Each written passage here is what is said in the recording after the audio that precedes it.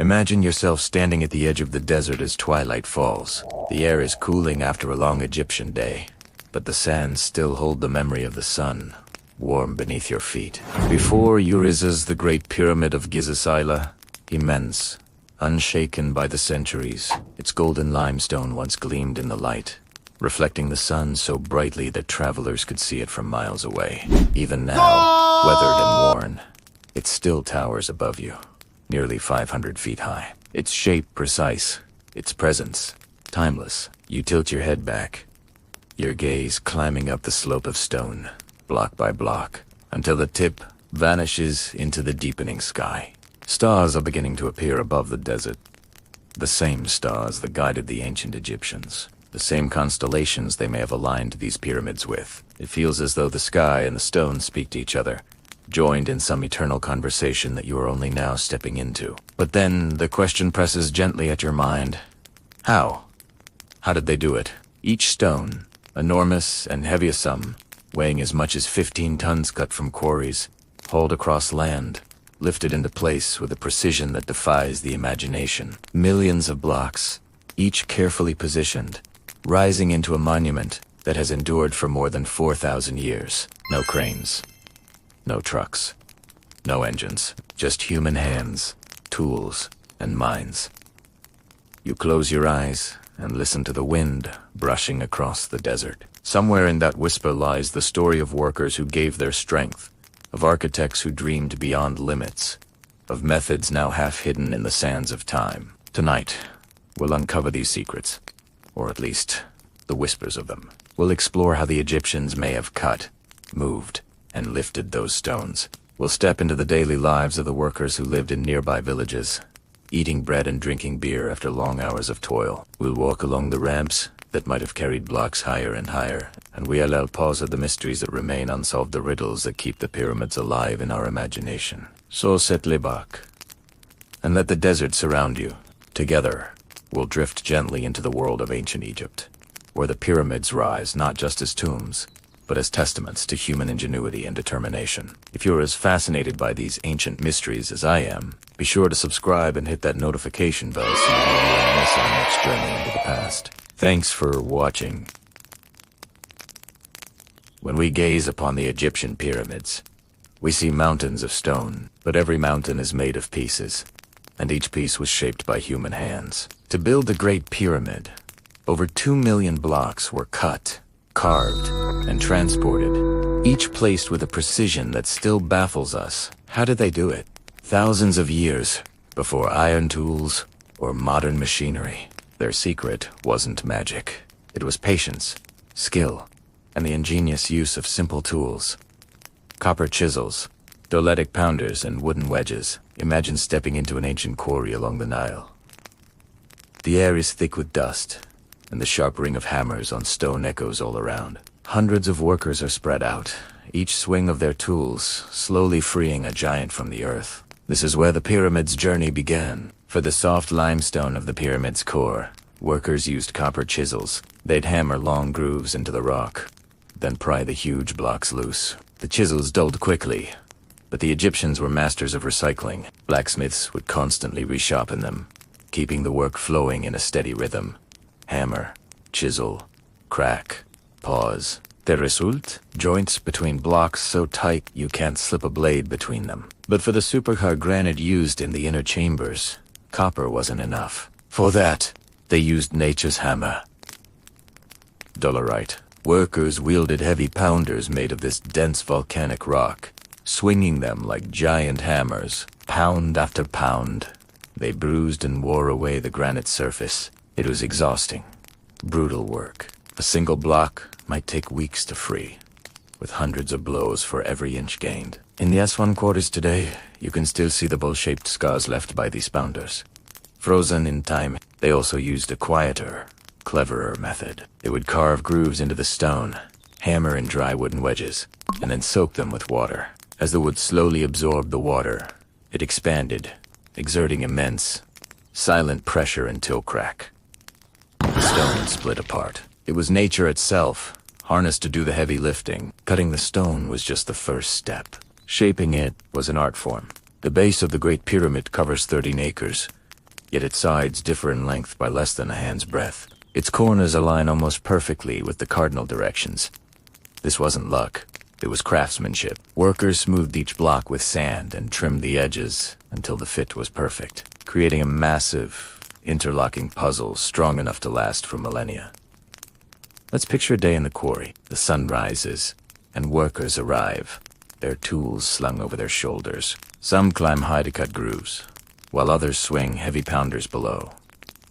They chant to keep a rhythm. At midday, they share bread, onions, and beer, their laughter echoing through the canyon. By evening, another block is finally free, ready to be dragged to the Nile and begin its journey into eternity. So when you look at the pyramids, don't just think of pharaohs and gods. Think of their names are lost to history, but their work endures. Every single block is their signature, a testament to human perseverance, patience, and absolute genius.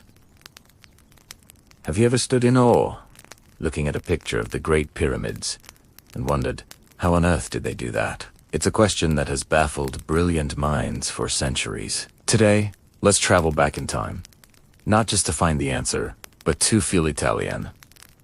Imagine the Egyptian desert at dawn. The air is cool, the sand is gold, and the pyramids rise in the distance like silent guardians. All around, there's a hum of activity. Teams of strong, calloused men are gathering. They're about to move giants. Each stone block weighs tons, heavy enough to crush a man. Yet they were moved.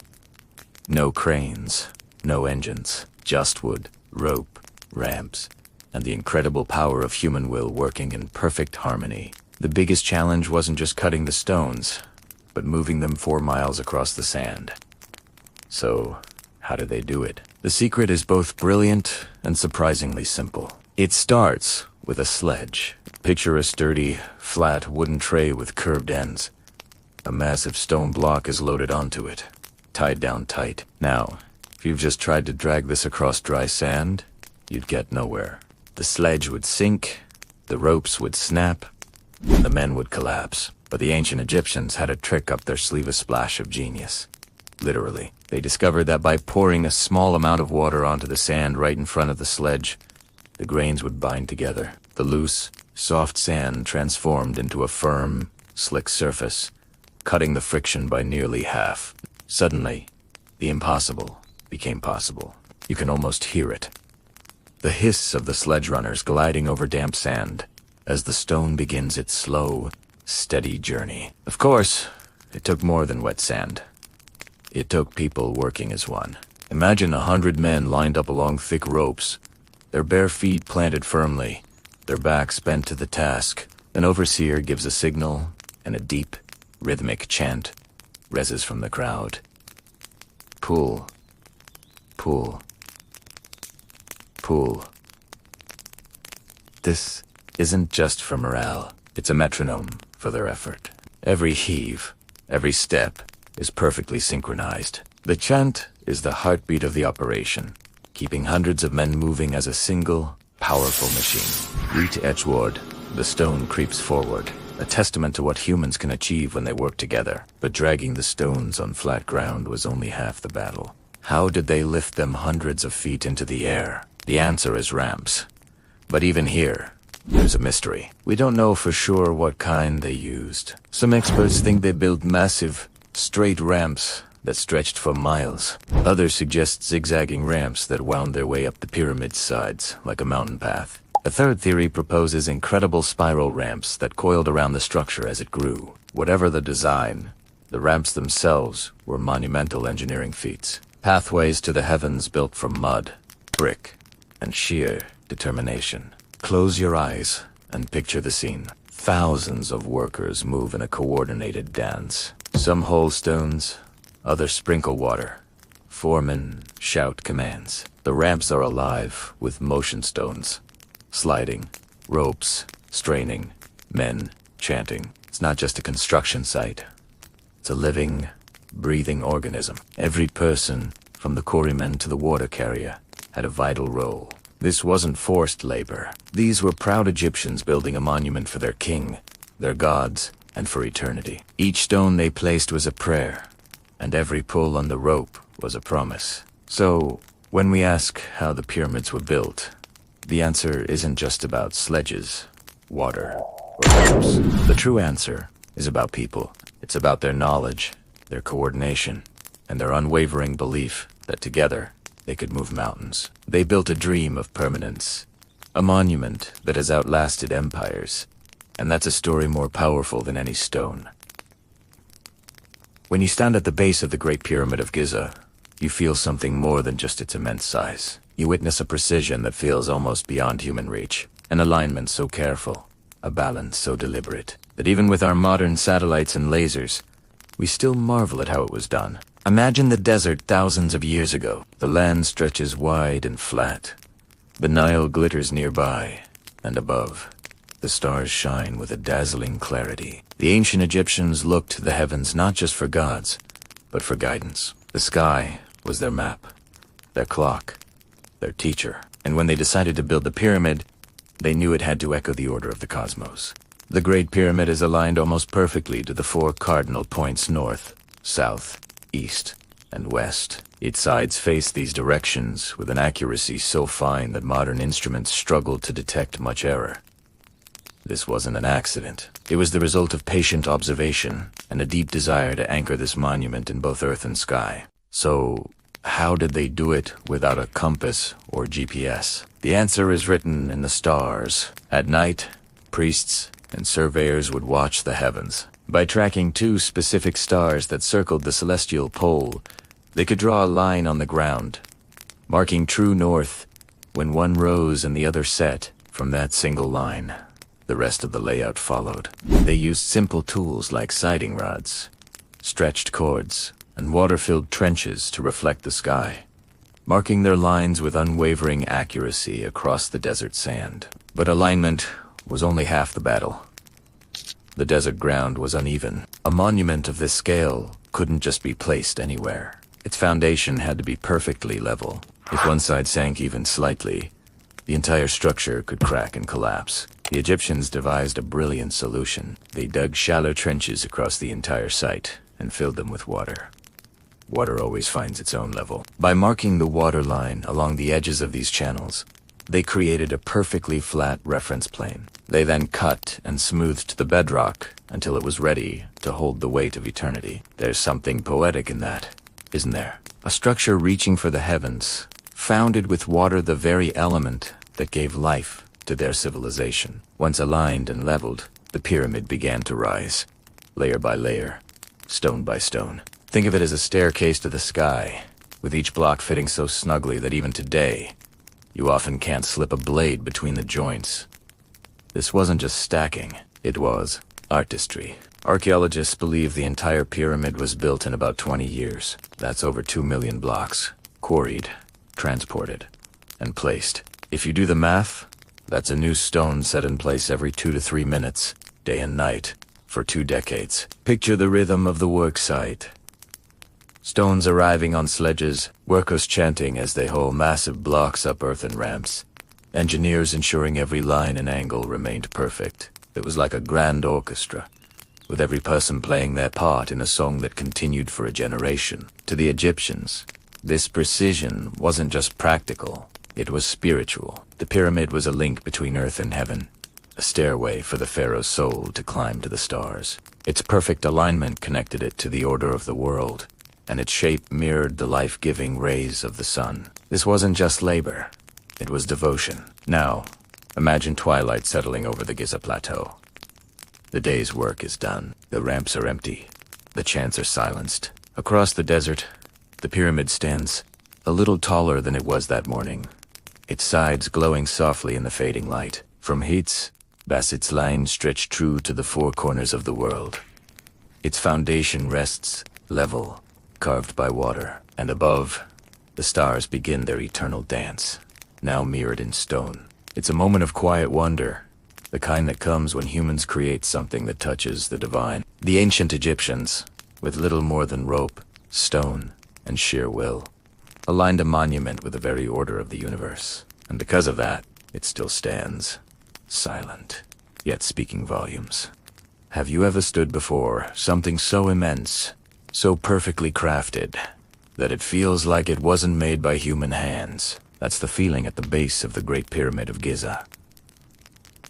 It's not just big, it's precise. So precise that even with our modern lasers and satellites, we're still left wondering, how did they do it? Let's travel back thousands of years. Picture the Egyptian desert, a vast, flat expanse under a sky dazzling with stars. The ancient Egyptians looked to the heavens for more than just stories of gods.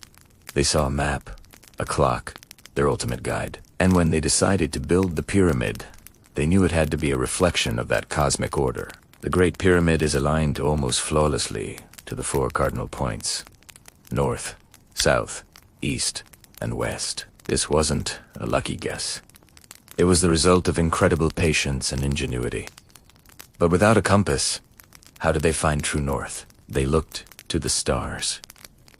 Priests and surveyors would watch two specific stars circling the celestial pole. By marking the point when one star rose and the other set, they could draw a perfectly straight line pointing north. From that single line, the entire square base was laid out. But what about the ground itself? The desert is uneven. To build a stable monument of this scale, the foundation had to be perfectly level. A single dip could cause the entire structure to lean or collapse. So, what was their secret? Water. They dug shallow trenches across the entire site and filled them with water. Since water always finds its own level, they could mark the water line on the sides of the trenches. This gave them a perfectly flat reference point. Using this simple but brilliant method, they leveled the massive 30-necker base, creating a foundation ready to support millions of tons for eternity. Once the base was set, the real work began. Layer by layer, over 2 million massive stone blocks were quarried, transported, and fitted together. The precision is mind-boggling. In many places, the joints between the stones are so tight you can teave and slip a thin blade between them. Archaeologists estimate the pyramid was built in about 20 years. If you do the math, that's a new block being set in place every 2 to 3 minutes, every day, for 2 decades. Imagine the rhythm of the work site, the chanting of workers, the creaking of sledges being pulled up enormous ramps, the constant hum of activity, all orchestrated to create this stairway to the sky. For the Egyptians, this precision wasn't just for show. It was sacred. The pyramid was a bridge between the earth and the heavens, a launchpad for the pharaoh's soul to ascend to the stars. Its perfect alignment connected it to the order of the world, while its shape mirrored the life-giving rays of the sun. It was a monument built in complete harmony with the cosmos. Beyond the engineering, think of the people, the architects, the surveyors, the countless workers who devoted their lives to this project. This wasn't just a job, it was an act of devotion. They believed perfection was a sacred duty, a way to honor their pharaoh and their gods. As the sun set each day, the pyramid would stand a little taller, a glowing testament to human will, patience, and a profound connection to the universe. It's a reminder that true greatness often comes not from complex machines, but from aligning our efforts with the world around us. Imagine the desert at night. The air has cooled from the blazing heat of day. The sands that once shimmered under the harsh Egyptian sun now glow faintly beneath a sky crowded with stars. Against this backdrop, the pyramids rise, massive silhouettes carved in geometry so perfect that even after millennia, their lines remain sharp against the heavens. Their sheer presence seems almost impossible, almost otherworldly, and yet they stand there, silent, enduring, whispering stories across time. To the ancient Egyptians, these pyramids were far more than tombs. They were bridges between worlds, stairways carved from stone that led upward, higher and higher, toward the eternal. For them, the afterlife was not a vague idea. It was a place of vivid landscapes, rivers, and skies. A world where the pharaoh, if properly prepared, would live forever among the gods. Building the pyramid was not only a task of stone and sweat. It was an act of faith, a holy service, a promise carved into limestone that life does not simply end, but continues. The workers, farmers who came when the Nile flooded their fields, artisans whose hands were skilled in shaping stone, and laborers who found dignity in the grand work, all believed they were helping to craft eternity. Every block they dragged, every rope they pulled, every layer they raised, was not just for a king, it was for Egypt. It was for the gods. It was for the idea that the cycle of life, death, and rebirth could be made solid, unshakable, eternal. A truth etched in stone. For us today, the pyramid may look like just a triangle of stone, but for the Egyptians, it was alive with meaning. Its shape, rising from a wide base to a single sharp point, symbolized the sun's rays descending from heaven to earth. The pharaoh buried inside was expected to climb those rays, to be reborn each dawn with the rising sun. The alignment of the Great Pyramid, nearly perfect with the 4 cardinal directions, was no accident. Priests and astronomers studied the stars, watching the slow circling of constellations. They used simple tools like plumb lines and sighting rods to achieve accuracy that baffles even modern engineers. To them, placing a pyramid slightly off would have been unthinkable. The journey to the heavens had to be straight, true, divine. Imagine a young worker, resting at the edge of the building site. He is tired, his hands blistered, his back sore, but as he lifts his eyes, he sees the great structure rising, day after day. He feels part of something greater than himself. He whispers a prayer that, when his own time comes, the same gods will recognize his effort and welcome him into eternity. For Egyptians, this work was about cosmic order, what they called mat, balance, truth, harmony. Building the pyramid was restoring balance to the universe, ensuring that the sun would rise, the Nile would flood, and the crops would grow. And yet, for all that we know, so much is still unknown. How exactly did they raise such immense stones so high? Were ramps stretched straight out 4 miles? Or did they spiral around the rising walls? Did hidden passageways inside serve as channels to drag the blocks upward? Some scholars think counterweights were used, harnessing gravity in a dance of labor and balance. We find clues, quarry marks, unfinished ramps, tools scattered in the sand, but none give complete answers. The pyramids keep their secrets. Perhaps that is part of their power. If every mystery were solved, perhaps the pyramids would feel smaller, more ordinary. The fact that, even today, with all our technology, we are still humbled and awed, that is the true legacy of the pyramids. Think of this. More than 4,500 years have passed since the Great Pyramid of Khufu was built. Empires have risen and fallen. Cities have been swallowed by deserts. Languages have died, and yet the pyramids remain. Standing before them today, you feel something beyond ordinary architecture. Their silence is full, echoing with the voices of thousands who once believed in something so strongly they carved it into the earth itself. They whisper a truth that humankind often forgets, that faith and determination, when united, can defy time. The pyramids are not just about Egypt, they are about us. They remind us that we too long for meaning, for permanence, for something greater than the span of a single life. They show that we are creatures who dream of eternity, who strive to leave marks that endure beyond death. For the ancient builders, the pyramid was that mark. For us, it may be art, science, love, or memory, but the impulse is the same. To build, to believe, to outlast. As the desert night deepens and the stars wheel above, we feel not just the weight of stone, but the weight of humanity's endless hope. These great monuments are more than limestone and granite. They are promises, promises that life is more than breath, that meaning is more than a moment, that what we build in faith can endure. Thank you for joining me on this journey through time.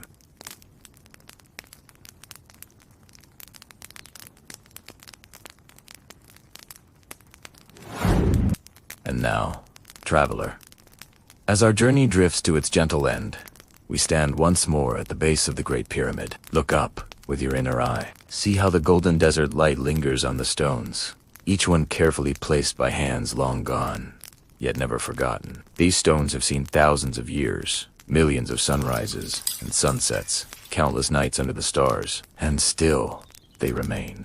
The pyramids are more than monuments. They are whispers of faith, carved into eternity. They are reminders that human beings, fragile and fleeting as we are, can leave behind works that outlast empires, languages, and even memory itself. Listen closely. Do you hear it? The faint rhythm of chisels striking stone, the murmurs of workers sharing bread, and beer at dawn, the soft chanting as ropes tighten and sledges move across dampened sand. These echoes are not gone. They linger in the desert wind, carried through time, carried to you tonight. The Great Pyramid does not rise alone, it rises.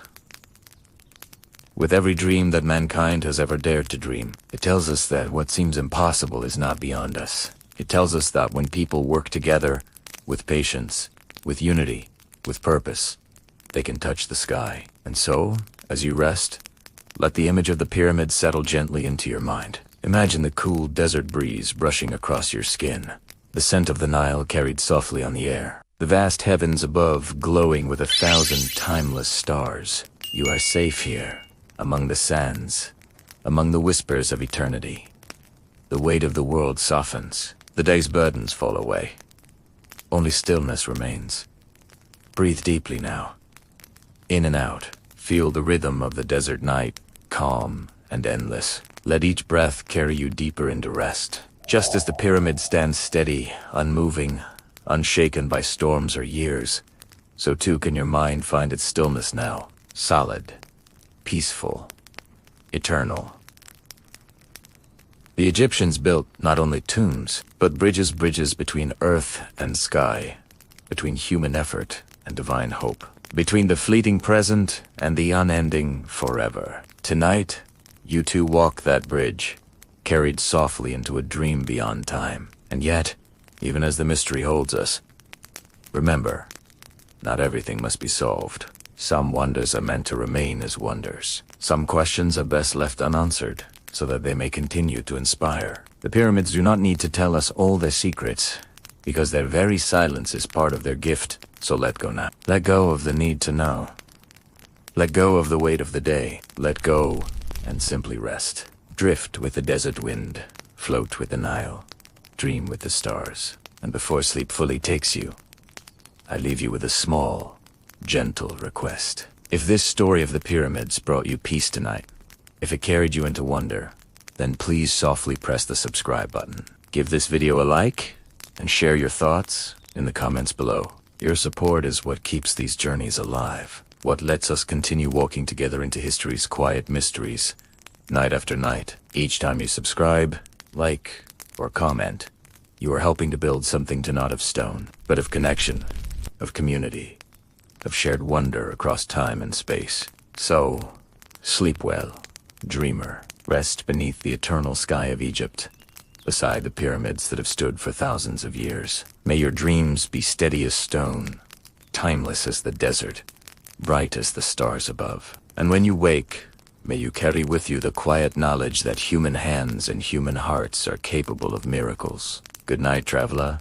Sleep now in peace. Sleep now in wonder. Sleep now in eternity.